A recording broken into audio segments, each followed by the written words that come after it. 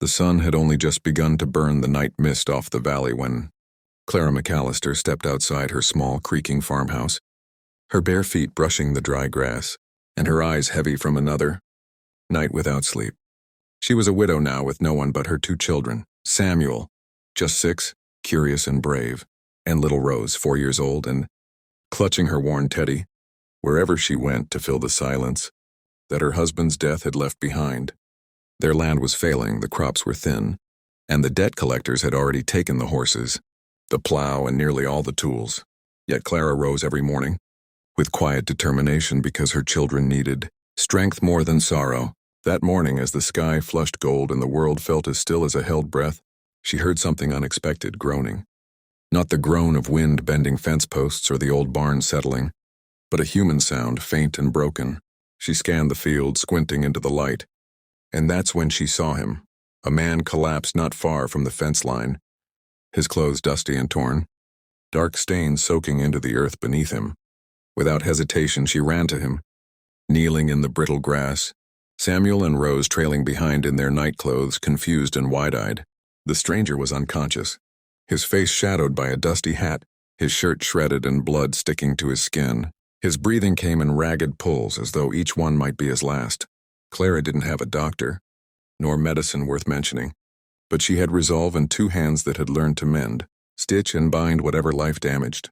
She called Samuel to fetch water and cloth while she unbuckled the stranger's torn belt, checking for the wounds beneath.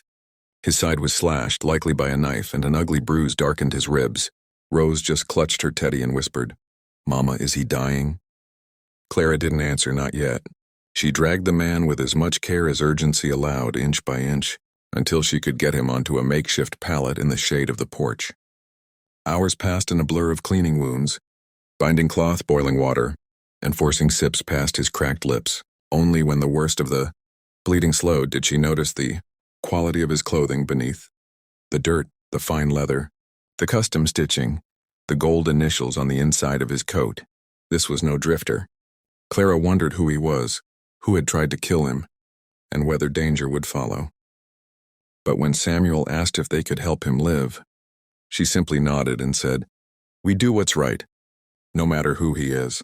As dusk settled, painting the sky in shades of fire and plum, the stranger stirred. His voice was no more than gravel and breath, and his eyes opened only halfway. But the first word he uttered was water. Clara lifted his head and helped him drink while Samuel and Rose sat nearby in awe.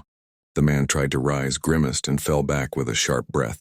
Clara told him he was safe, that he, in the days that followed, Colton Hayes found himself healing not just in body but in spirit, as though the worn walls of Clara's farmhouse held a quiet magic stitched together by resilience, sorrow, and love unspoken.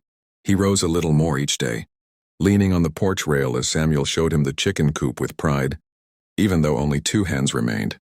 Little Rose would sit cross-legged nearby, brushing dust from her teddy and humming songs only children remember.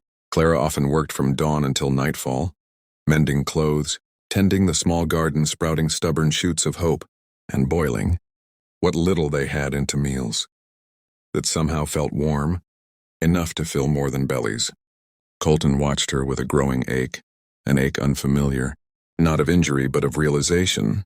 She was a woman who had been forced to carry the weight of 2 lives and her own with no rest, no promise, and no hand to share the burden. Yet she did not bend under it. He wondered how long she had suffered in silence and how many times she'd had to hide her tears from her children so they could sleep easier.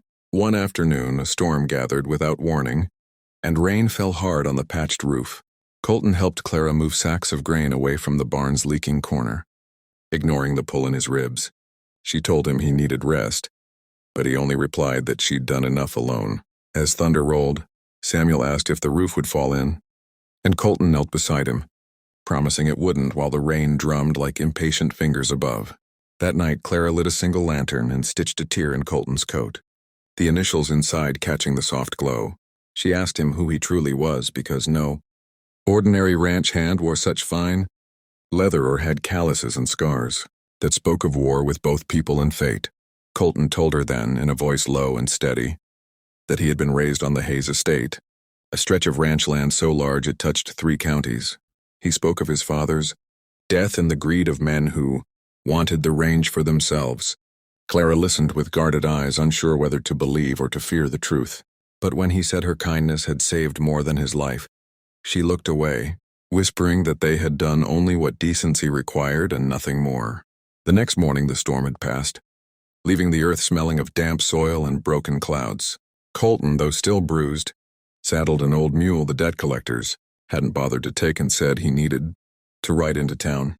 Clara stood on the porch, hands clasped, worry etched across her fingertips. "If trouble follows you here," she began, but he cut her off gently, promising no harm would touch her or the children because of him. "I will return," he said, "and when I do, the life you've endured will not be the life you keep." She wanted to believe him, but had long since learned not to trust. Promises shaped by hope. Still, Samuel and Rose waved as he rode off, their eyes bright.